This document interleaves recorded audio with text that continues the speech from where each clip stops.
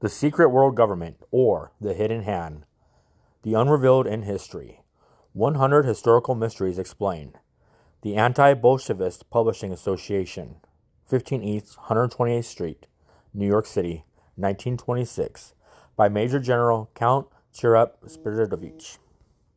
General Cherep Spiridovich, extolled as prophet. In 7 of his pre-war books are found more than 80 famous political prophecies accurately predicted. Quotations below concerning General Spiridovich's express the enthusiastic endorsement of the most prominent European editors. Spiridovich is the Slav Pope. Spiridovich is the Slav Bismarck. Acknowledged the Ruskoye Slovo, Russia's greatest paper. Nothing has happened, nothing was told since 1914 that General Spiridovich did not foresee, foretell, and repeat 100 times with the fiery, passionate stubbornness which is the distinguishing quality of the seers and prophets. L. Information in Paris on December 27, 1915. So Count Spiridovich prophesied exactly 10 years ago. Few prophets have been more thoroughly justified than he. Today, in the 10th anniversary of an astounding prophecy of his which appeared on our pages December 19, 1908, the editor of the Daily Graphic on December 19, 1918, General Cherep Spiridovich, has the credentials as a successful prophet, the editor of the Financial News on January 24, 1919. The 20th century prophet, or 22nd, or wait, what is that? Double X, 10, 20, yeah, 20th century prophet, a prophetic genius, the Christian Commonwealth in the February of 1919. Count Spiridovich has a more intimate knowledge of the Russian problem than almost anyone who has visited this country. He has very definite idea about what should be done to save the world from Bolshevism. The general should be consulted by those in authority. His profound and intimate knowledge should be at their services. His book, Towards Disaster, published in 1913, predicted what would happen in Russia in the event of the European war, and this, like his other predictions, have shown that he possesses an uncanny intuition. The editor of the Daily Chronicle, the famous Mr. Robert Donald, president of the British Empire's Press, and his own, the Yorkshire Observer, on April 20th, 1919. The accurate fulfillment of all the forecasts of General Spiridovich given to his advice a great weight. His foresight approaches the miraculous. His detailed knowledge of affairs and men would not be sufficient to explain this gift. M. Urbain Gohier, the brilliant editor of La Ville France, Paris, July 29, 1920. Count Spiridovich may justly claim to be the possessor of a faculty for foreseeing events. In the political world which entitles him to be called prophet, in all seriousness, his book, Towards Disaster, Dangers and Remedies, proved him to be possessed of a preternatural intuition. Lord Alfred Douglas, editor of the Plain English on September 25, 1920. Count Cherep Spiridovich is one of the best informed world politicians whose sincerity and devotion to the truth no one can doubt. He has taught me more political history in a year than I had previously learned in my whole life, 62 years. The editor of the Asiatic Review on December 3, 1920.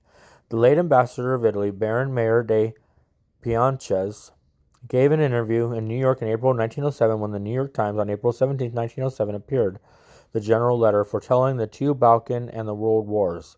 The United States had its Washington, the Italian kingdoms were joined by Garibaldi. Bismarck gave lasting unity to the German people, and now the Slav nations may have their hero. The appearance of a Slav Bismarck is imminent. The prediction is on every Slav tongue. But the conditions which such a liberator must fulfill are very difficult. Such a leader must answer 6 requirements. The only man who can meet all the 6 conditions is General Count Spiridovich. The Town Topics, April 1907. The general's writings bear evidence of a faculty of prevision which amounts to prophetic genius. Entitles his utterness to the weightiest consideration. The editor of the Asiatic Review in February 1919.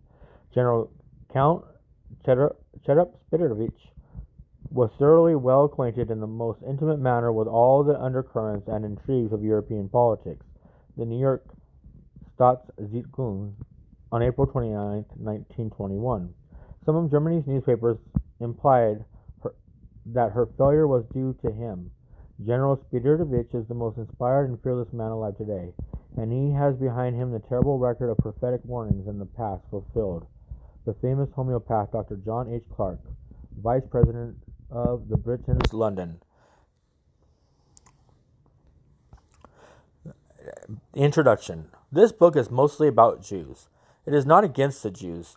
These painstaking researches have been made in order to rewrite history with conscience.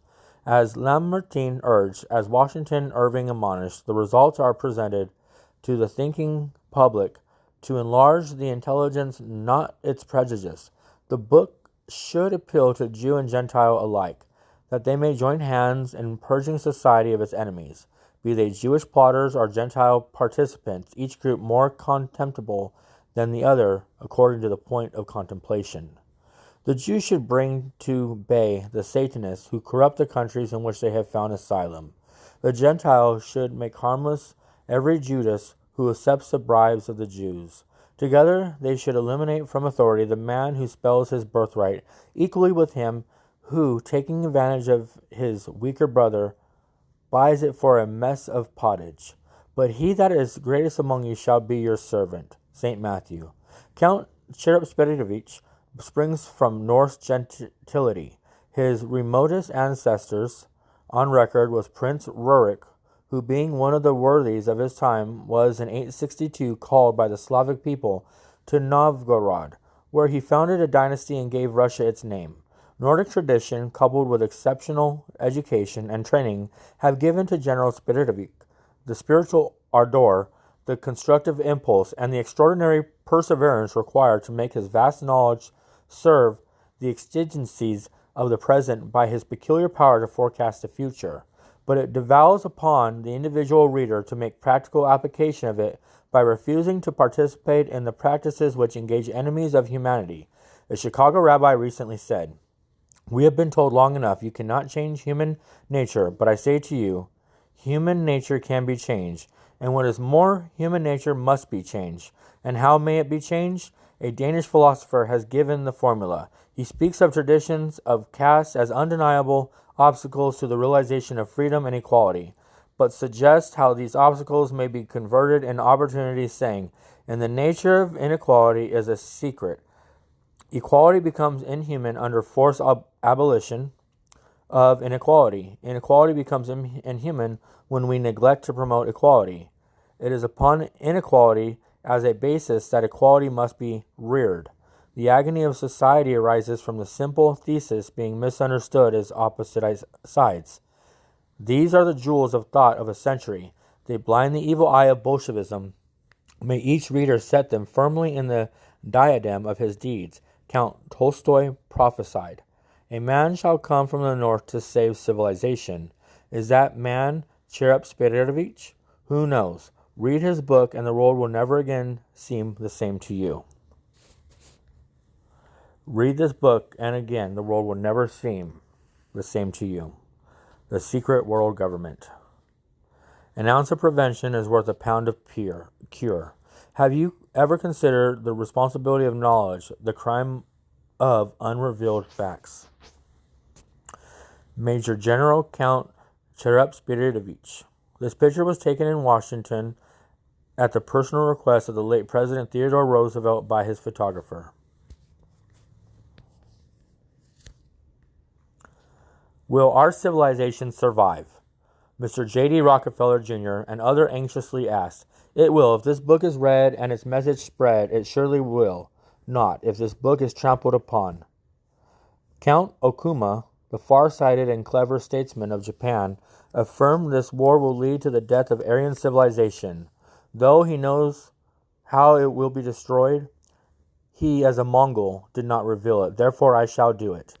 Why did a score of the best British, among them the famous president of the British Empire's press, Mr. Robert Donald, French Slav, and other editors call me prophetic genius or prophet, with astounding, marvelous, preternatural, miraculous foresight and intuition? Because they found in my 7 pre-war books 80 odd political predictions, all of which were later realized as if prophecies. Why have I been so successful in all my predictions? Only because I most humbly agreed with the warnings of our Savior. St. John the 7th, 44, St. Matthew the 23rd, 15, etc. Never did I think that I know better, or that I ought to be less prejudiced, or not so full of racial hatred as he. That is why everything concerning world affairs and the future of America and of the Aryan race is clear to me, while all the statesmen, writers, preachers, and politicians are puzzled. Here are some samples of this. Mussolini, in perplexity, said, "Yet the why of war, which has followed human society since its origin, never has been explained, and apparently must be put into the domain of unexplained matters." New York, America, April 3rd, 1925. If Mussolini were a Christian, he would not thus blunder, because Christ said clearly that there is a Satan's lust of murder, and that the Jews, his sons, will do it. And history, as we shall see, daily confirms that our Savior's warning, which means Gentiles keep far away from the Jews. The Talmud is today preached in every synagogue. It teaches, "Thou Jew shalt smite the other nations which the Lord delivers in your Jewish hands. Kill the best goyim," the Gentiles. In the New York Times of April 17, 1907, was published my prediction about the two Balkans and this war. A war is but a legalized mass murder. A war is only a legalized mass murder. Thus Christ pointed out those who arrange all wars and revolutions, and that their chief cause is Satan and his sons, lust of murder. But Christians never seem to agree with Christ. The same with ex-premier of France, Joseph Caulax. When asked how to save France, he wrongfully answered, "The public seems to believe that there exist some half-secret remedies as yet employed to cure the impecuniosity of states. Work and economy. That is the regimen. Such are the only remedies." Work and economy.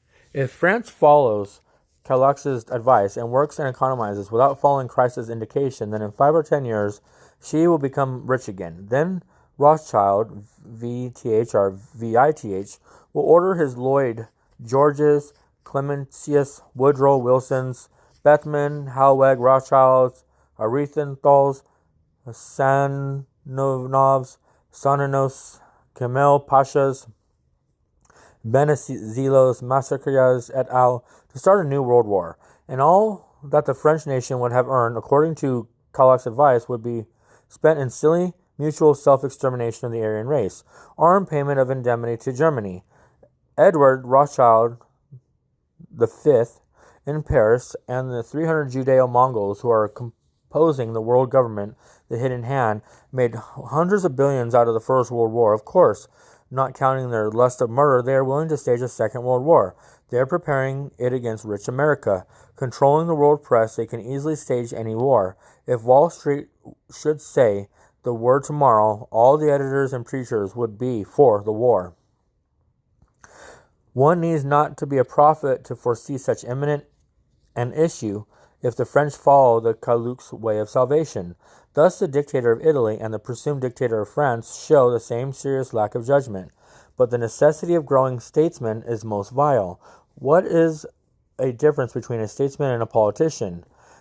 Demosthenes and Edmund Burke explained it.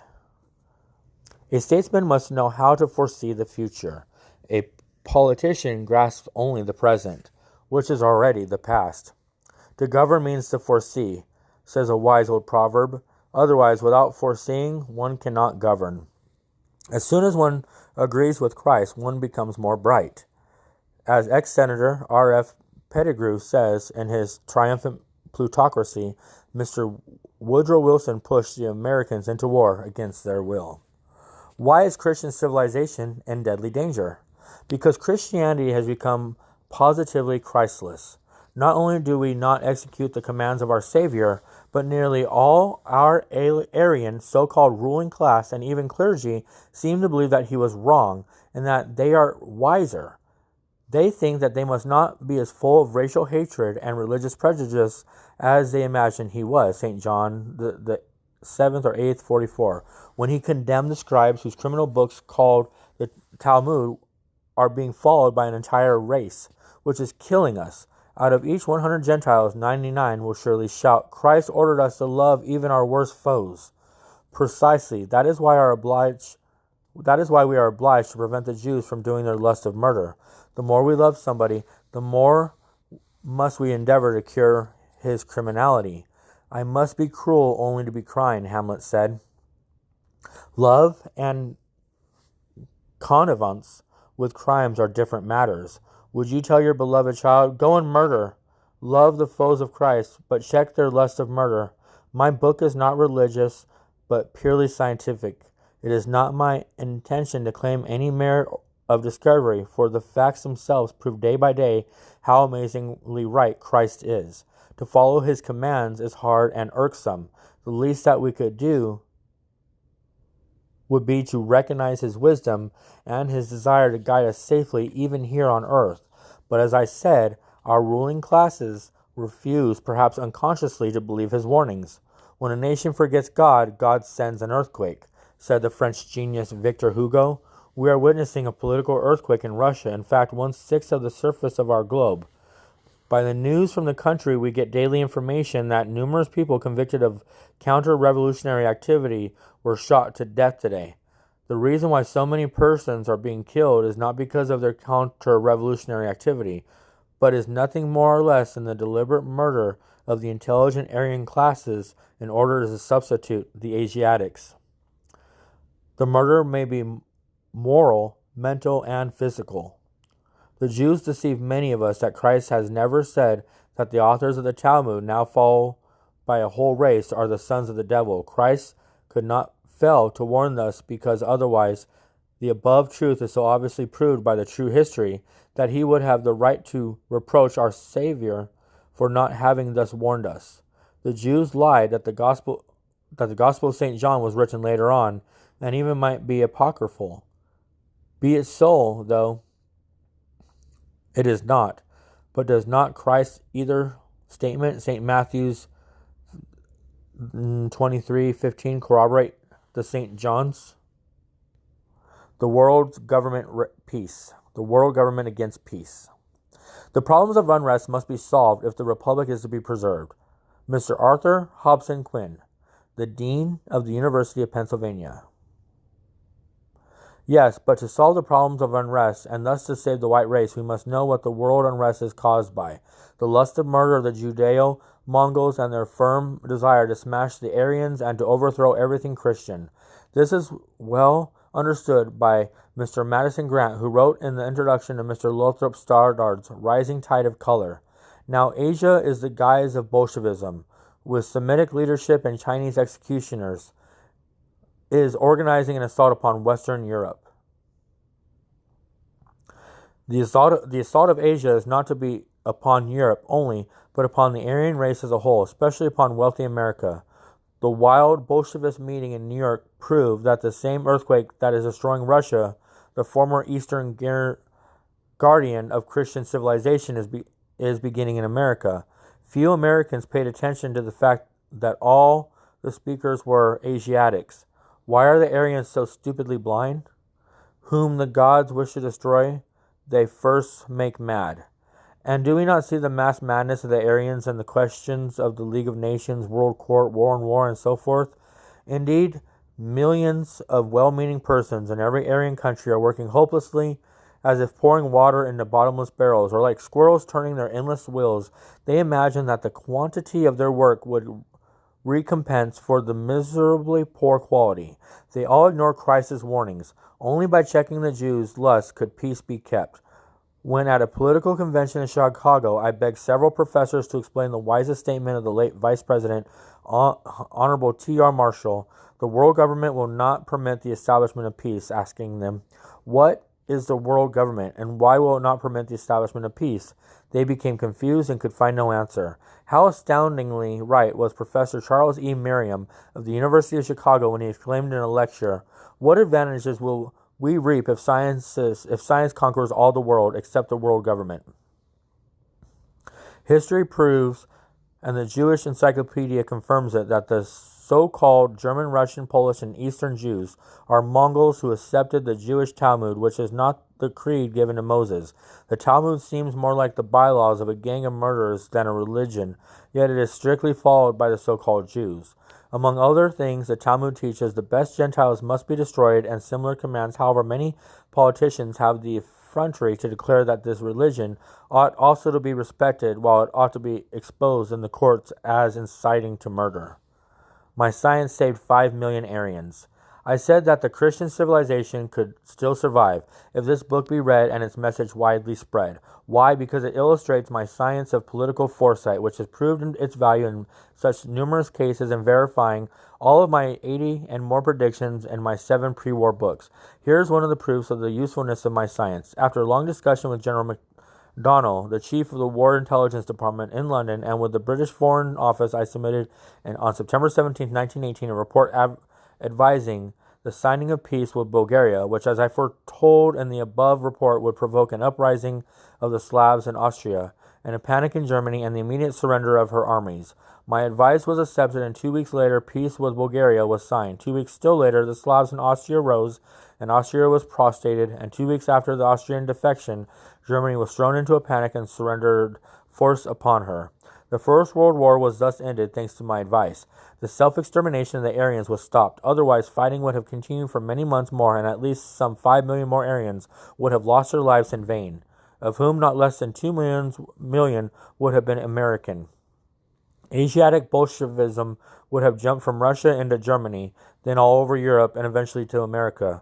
Further, the 1,000 million Mongols of China, Japan, and other Asiatics and Africans would have found the moment propitious to have repeated the historic invasions of Attila, defeated near Paris in 471, and of Bati, who lost his army in 1240 at Fiume. These two possibilities were not taken into consideration by those who thought that the Allies should have fought longer, that Germany should have been crushed, and peace signed in Berlin. I did not advise the Allies not to go to Berlin. The above has remained an unrevealed fact in history. The only publication in Great Britain confirming it was the Christian Commonwealth, which published it in February 1919. The only newspaper in America was the New York Zeitung, which, although ferociously attacking me, April 29th of 1921, proved that it was my advice to England to sign peace with Bulgaria that brought about the prompt surrender of Germany. See my verse Las Debacle, Toward the Debacle, Dangers at Remendez, published in October 1913, in which I warned Russia about what since has happened and offer the remedies which could have saved her. All histories and the press are bunk. The Staatszeitung blamed me for Germany's disaster, forgetting that if Germany had not surrendered, Europe by now would have been drowned in an ocean of blood, spilt by the Bolsheviks, or perhaps even by the Mongol invaders.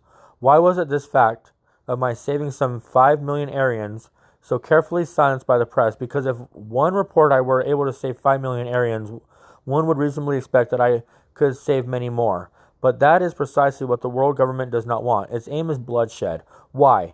As the 300 Judeo-Mongols who compose it are converted Mongols, they are twofold more the children of hell than the regular ancient Jews. St. Matthew 23:15.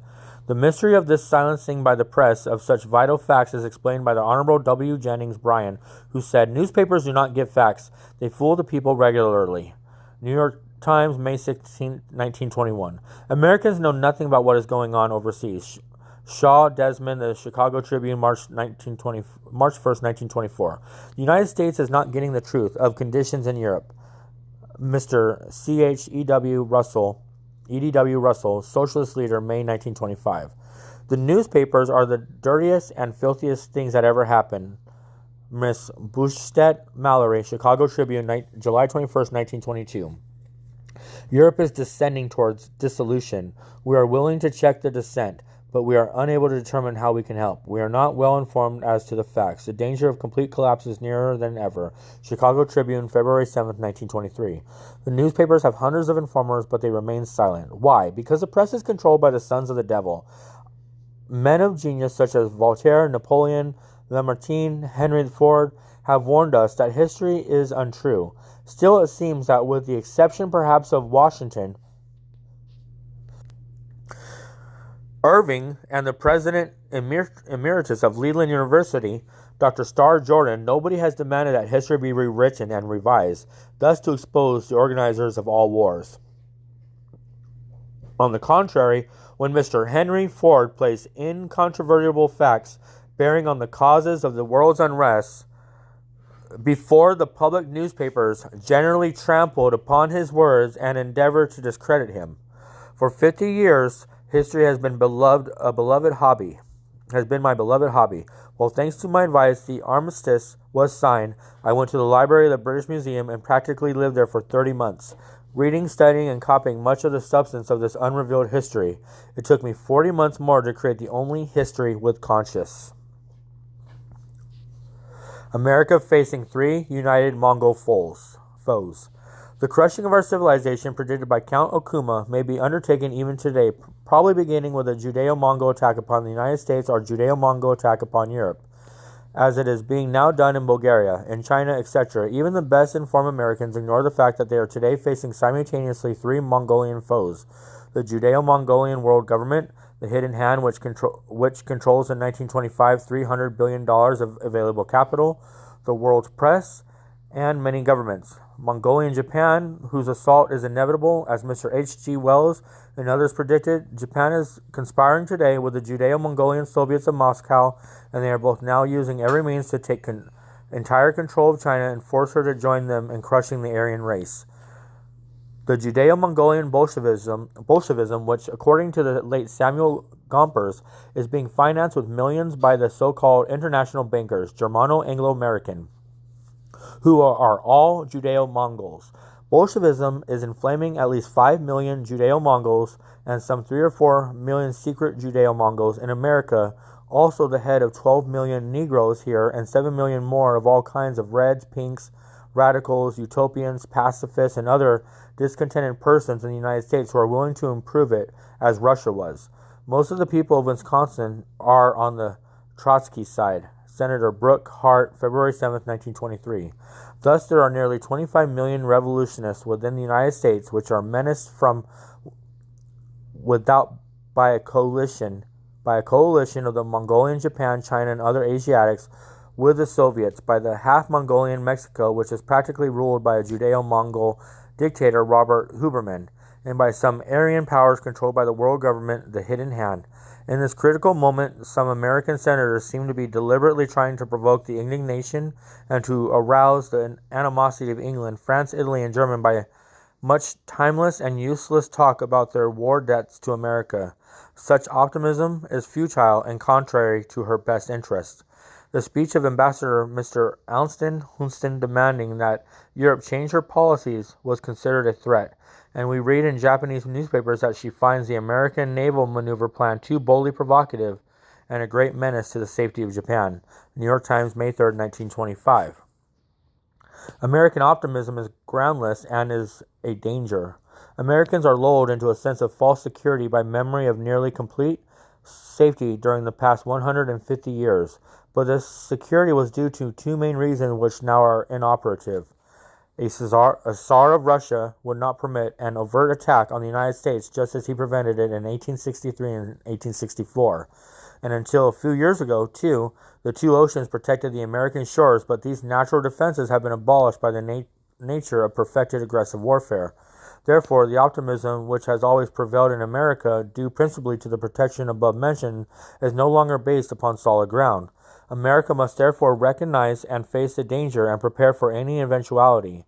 Americans are somewhat intoxicated by the laurels of the First World War, when fate gave America 15 months of interval and absolute security at home between her declaration of war and her real entrance upon the battlefields, where the American troops met the Germans worn out by 4 years of fighting. In the Second World War, which is being staged by the world governments against America, she will not be given even 15 minutes for her preparations. This war will not be declared. All of the above-mentioned 3 Mongolian groups of foes of the United States were pro-American in 1918. They were then busy in attempting to destroy or undermine the Christian rulers of Russia, Germany, Austria, England, and Italy, and bending these countries nearly to the state of bankruptcy. The world government kept America out of war as long as the Tsar, the traditional friend of America, according to President Roosevelt, needed her help. It forced America into the war as soon as the Tsar of Russia was overthrown. Even the Chicago Tribune of July 27, 1922, repeated the rumor that a Judeo-Mongol Justice, Lubitz Brandeis, ruled the White House by secret telephone, and a Jew, Bernard M. Baruch, literally spat in the face of the Senate that he was the most powerful man in America. In his interesting, the triumphant plutocracy, ex-Senator R.F. Pettigrew wrote that when American nation elected Mr. Woodrow Wilson because he kept America out of war, he was already preparing to declare it. The world government threw America into it even against the will of the nation by ordering the American press to make it. The United States was never in greater danger. Now all the world is against America. Yes, the 11th hour of America is here, and I appeal to America in the same terms as I did to the Tsar in his own newspaper, Zhebshina, in Petrograd on August 24th and the 11th of 1916. The catastrophe is approaching like a hurricane. Each second is to be counted. Reconciliate the Christian churches and proclaim the Slav Union, and you will be saved. He was dissuaded from following any way of salvation, and an unparalleled disaster swept him, his family, and the Nordic Aryan classes of Russia into oblivion. Now a worse catastrophe is menacing America, the backbone of the white race, and again I show the way of salvation in order to make it easy for Americans to adopt this remedy. I shall try to persuade them to realize that two main dangers exist: that the world government really does function, and two, that the Second World War is being staged. To those who, like Miss Wood Parks, are sure that America is too rich and strong to be conquered, I shall point to Russia, which is not conquered, but where there is a real hell on earth. What is the reason for the distress of Russia? She has scorned Christ's warning and now lets the Jews rule. Do we not see the same blunder in America today? In Washington was created a Big Four Entente, a scrap of paper. The late Senator Cabot Lodge implied it is provoking a tactic, Chino, German, Russian, Italian counter-alliance, and nothing will prevent England, Japan, Mexico, and other powers from joining it in due time, because they are all under such an omnipotent influence of the satanic forces, which are now ruling the world. See my science political foresight, that at any moment their press could stage a casus belli against the United States. The rebukes to Europe and the refusals to join her conferences give to Euro-Asia the pretext to unite in hostility. America is quite isolated, Reverend L.H. Hu of Detroit says, and no conference did touch the worst foe of our Christian civilization, the Judeo-Mongol world government, referred to by Honorable T.R. Marshall and Professor C.E. Merriam, and known as the hidden hand, which is enslaving and misguiding the foreign and domestic politics of all great countries. Its chief aim now is to repeat its attempt of 1861 and by destroying to 1865 and by destroying the United States, knock out Christian civilization. Only by spreading this book could such fratricide be averted. Japan is invaded by Mohammedanism. New York World on May 1st, 1921.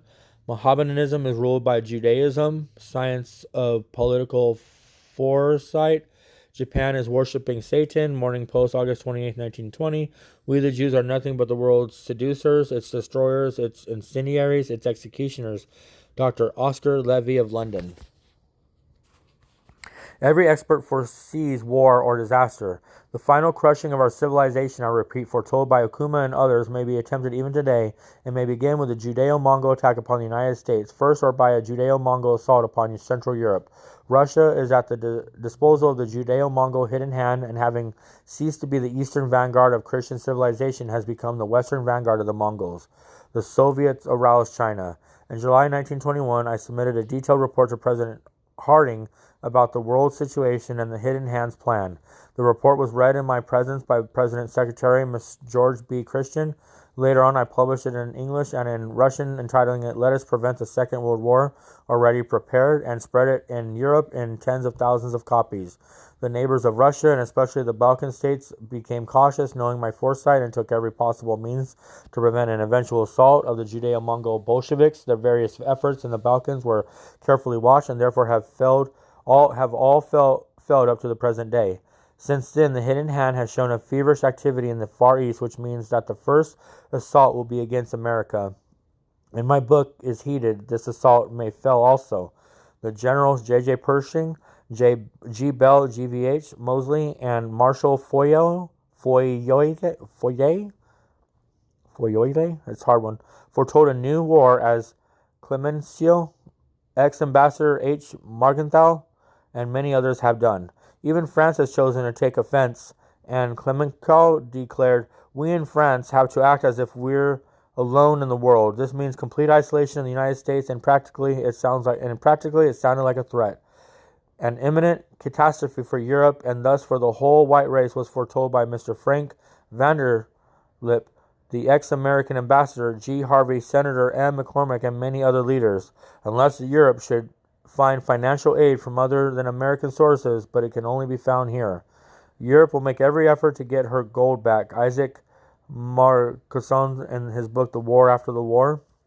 I am putting before England precisely the policy of Disraeli, confessed the late Prime Minister of Great Britain, Honourable Bonar Law, i.e. the most aggressive and faithless policy which ever existed, and Honourable Bonar Law's party is again in power.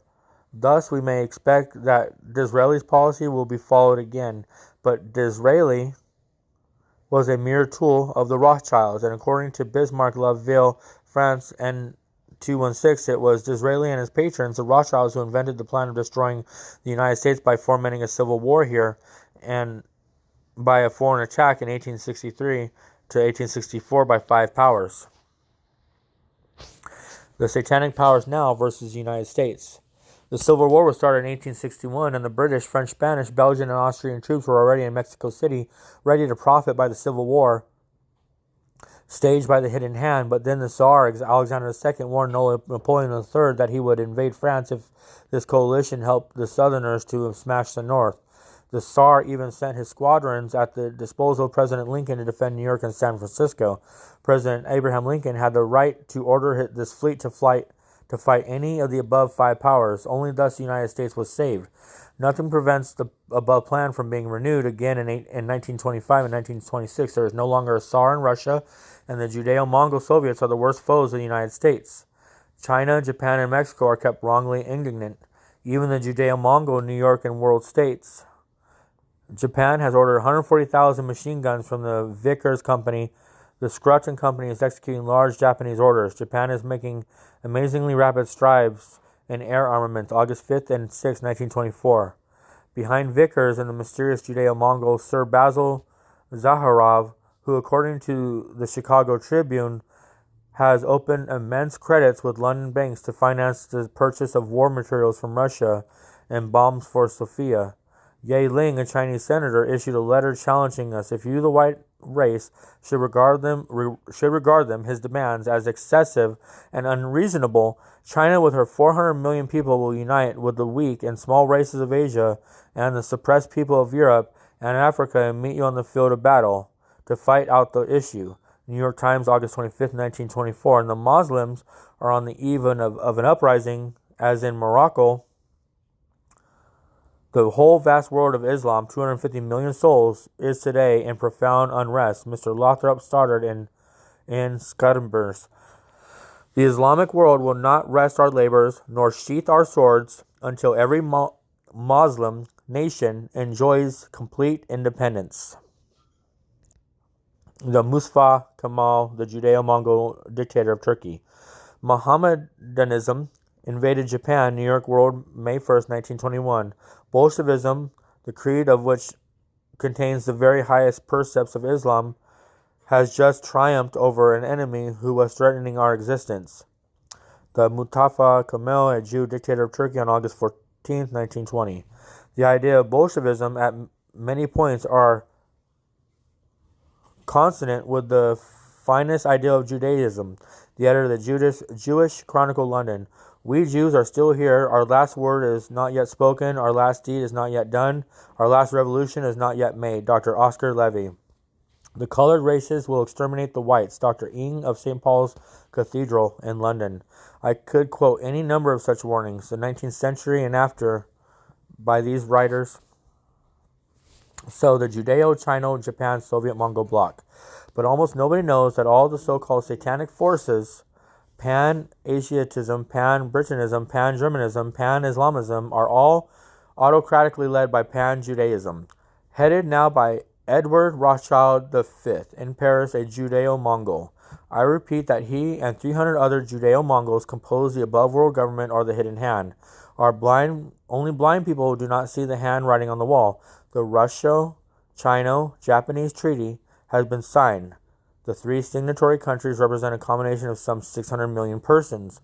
the talented Mr. Arthur Brisbane wrote, "It interests us because the three nations are unified chiefly in their dislike of the United States. Skillful propaganda has made China think that the America represents contempt for Asia's people." New York American, February 22nd, 1925. But why not expose the why and who is financing this skillful propaganda?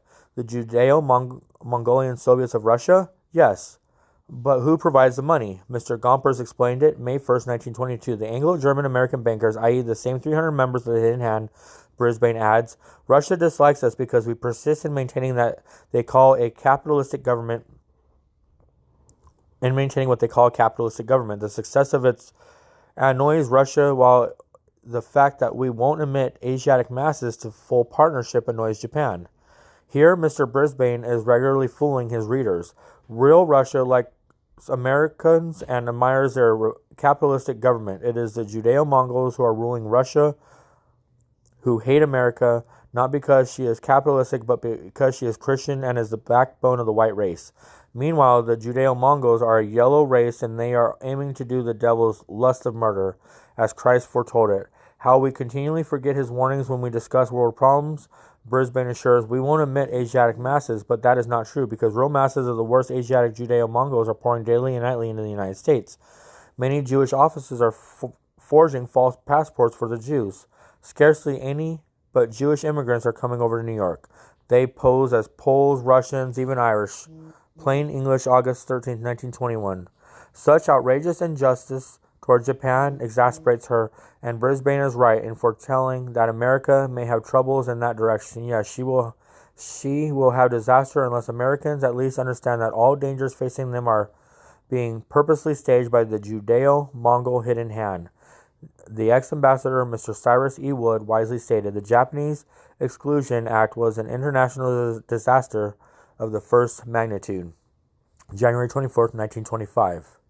All talk about peace is preposterous. Numberless hypocrites or ignoramuses are preaching goodwill, friendliness, peace, but sheep in the stockyards are full of goodwill and are most peace-loving. However, millions of them are slaughtered by few butchers. Just the 300 butchers of the Hidden Hand sent in 1914 sent 20 million men to their deaths. Instead of babbling about peace and goodwill, we must reveal these 300 butchers and check their bad satanic will. Otherwise, all these peace efforts are absolutely useless, even harmful, because they lull America to a state of security and thus encourage her foes to attack.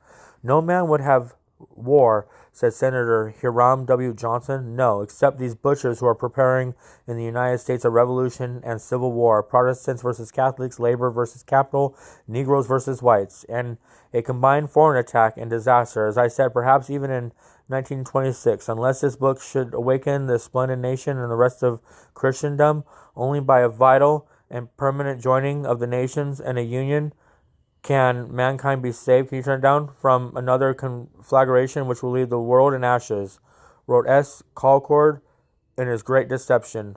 Yes, but the Hidden Hand will not allow any such union and no kind of peace, as Honorable T.R. Marshall wisely warned us. Thus, the dreams of ignorant peace lovers who scorn Christ are vain. The Hidden Hand rendered fruitless 30 peace conferences. The only reason for Russia's unheard of torture is she ignored the Hidden Hand and does the United States now. And Russia, like America, scorned the above-mentioned warnings of Christ. The chief danger to America is its blind optimism. Thus, the press of the League of Women Voters, Miss W. Wood Park, said, our country is too rich, too large to be conquered. And this, the editor of Chicago Tribune, November 7th, 1922, wisely answered, nonsense. It is precisely the rich countries that have been attacked and destroyed. But let us suppose that the United States, in the end, could not be conquered. Must its sons be plundered and drowned in an ocean of blood? But many millions of Americans are thinking, just as Miss Wood Park and other optimists foolishly believe, that not enough money can be found for a combined attack.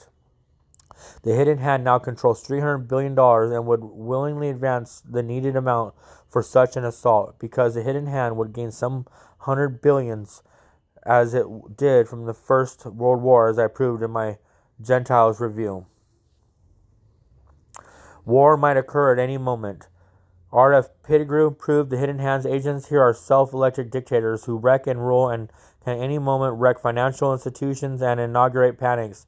They are endowed with the power of government, The above Judeo-Mongol dictators within America can take even here any number of billions in order to finance the assault against the United States, just as they helped Germany during this war. The hidden hand is behind all the socialists, communists, Bolsheviks, anarchists, pacifists, and all kinds of red organizations and everywhere.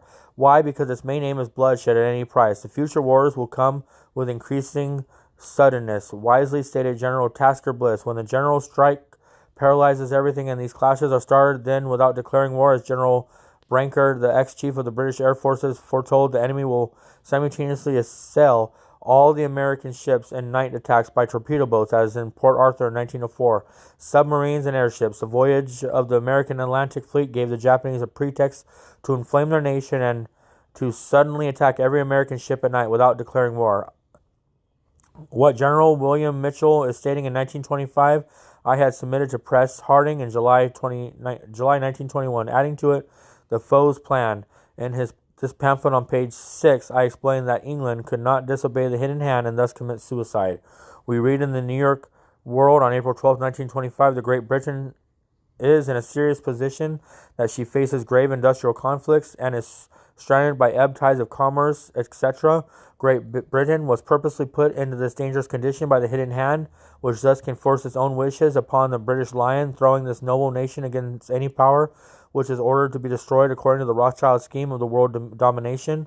My belief in Christ made me use all my efforts in 1919 and 1920 to order to prevent England from getting into the present awful situation. The Financial News of London published my warning manifesto on January 24, 1919, entitled Essentials of Stable Peace, in which I point out the terrible blunders of Messrs. Woodrow Wilson, Lord Lloyd George, and Clemenceau, and offered them the way of salvation. I took 10,000 reprints and spread them. The hidden hand ordered that I be silenced. The best weekly in English in the British Guardian of London, Great Osmond Street, London, in its issue March 20th, 1925, in the articles The Warburgs, International Crooks, the International Bible Students Association financed by Jews, are confirmed Senator Pettigrew's words.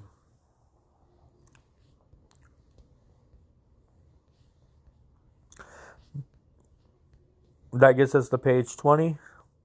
That was what I was hoping. That was 47 minutes of reading for you.